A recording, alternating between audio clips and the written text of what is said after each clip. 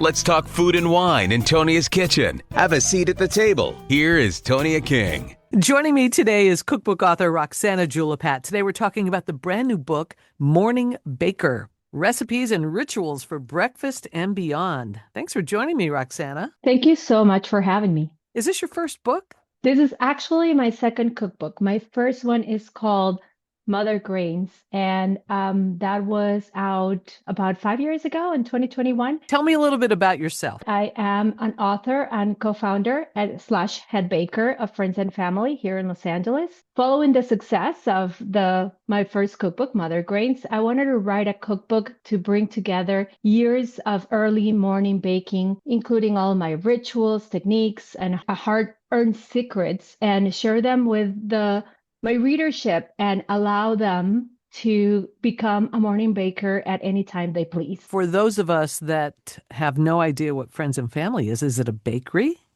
Yes, we are a bakery and a cafe located in East Hollywood, Chi-Town proper here in Los Angeles. And we serve breakfast all day, lunch, and of course, a plethora of morning goods. Is it a reflection of what you can find at Friends and Family? It is, and yet so much more, because once you know a muffin, that's kind of like a blueprint, right? So once you have that roadmap to how to execute a perfect muffin, the opportunities to make wonderful muffins are kind of endless, right? So, so we have our few basics and favorites.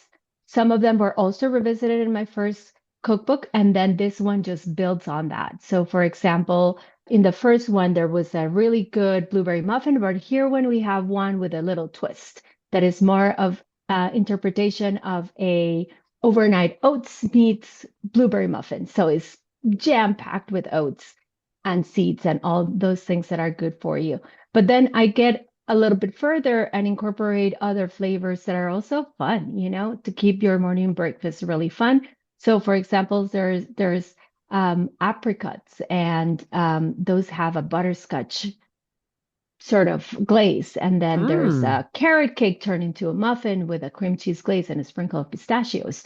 There's buckwheat in every form, right? Buckwheat in the muffin batter, then buckwheat right on top and with a little bit of buckwheat honey. So it's just a way to have fun. Yeah. Yeah. Interesting flavor profiles. I'd like you to get into detail. Tell me how to make one or two of those, either muffins or some of these other wonderful things in this book. So I think like the cool thing about this cookbook, and it was definitely an intention when I sat down to start to write it, was that I really wanted you to be able to find your sweet spot. So if you're a novice baker, what is the goodie that will make you feel proficient, right? But let's say that you're a little bit more advanced, you can look further and look for things that are a little bit more advanced, right?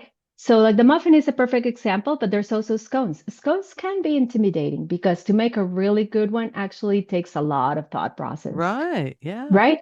So I find a really good scone in the book that I really, really am obsessed with is one that has dehydrated pears and chocolate.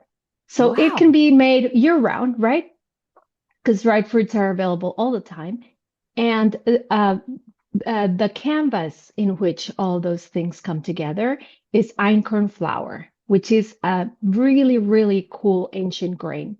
It's Interesting. It's considered the mother of all wheat. So we're going to start with like really cold butter, our einkorn flour, a little bit of sugar, leavening, which is really important in scones, particularly baking powder, a little bit of salt.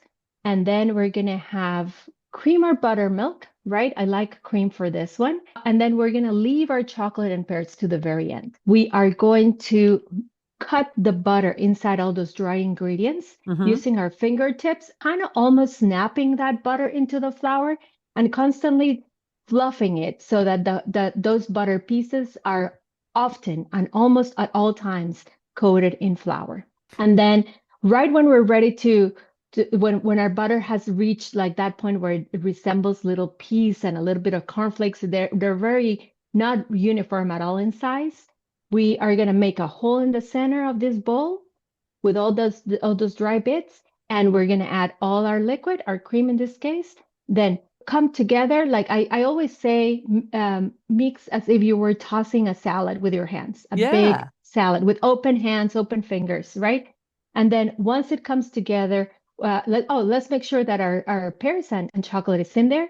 And then we're gonna pat it into a cake, sort of like a circle that resembles our cake. It's about 7 to 8 inches in diameter. And we are gonna cut into wedges. I like to do 10 wedges.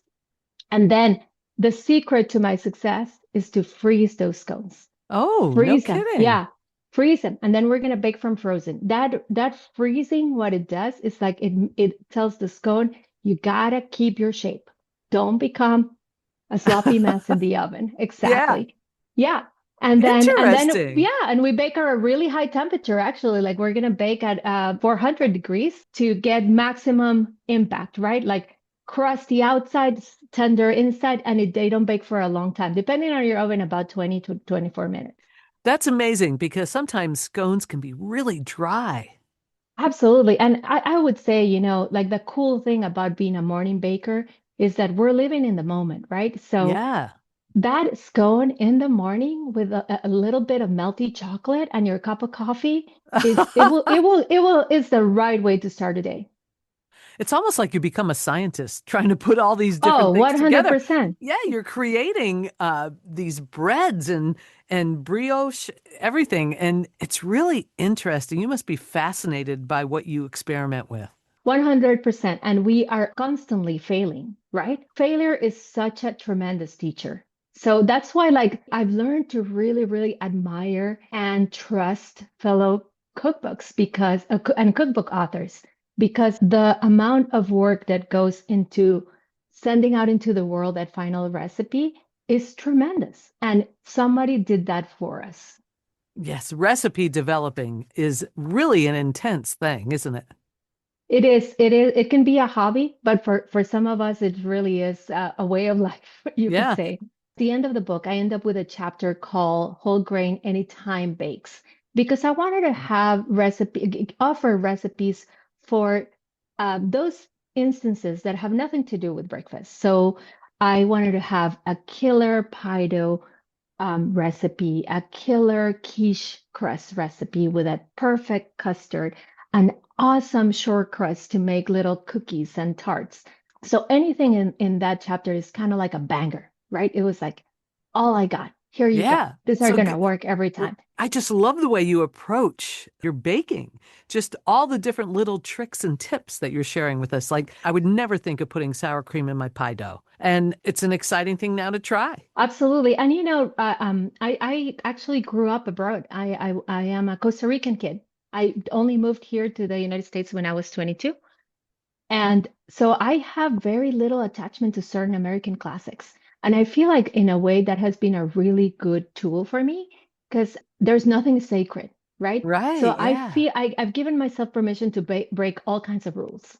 So for example, sour cream in your pie dough instead of like the Absolutely. traditional water or water and vinegar. But that's what's so great is stepping out of the box instead of making everything the way maybe those of us here in the US have always thought about making it. I love being able to step out of the box and try interesting concepts, which it sounds like this book is filled with quite a few of them. We are talking with Roxana Jullapat, and the brand new book is called Morning Baker. What a wonderful book. We are talking with Roxana Jullapat about her brand new book, Morning Baker. How do we find you on social media to dig into more of the great recipes that you have? So you can find me at Roxana Jullapat. That's RoxanaJullapat.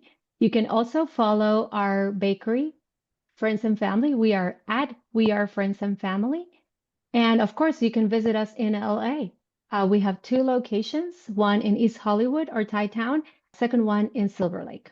It's really been a pleasure chatting with you and learning so much about baking and just some really cool ideas. I appreciate your time today, Roxana.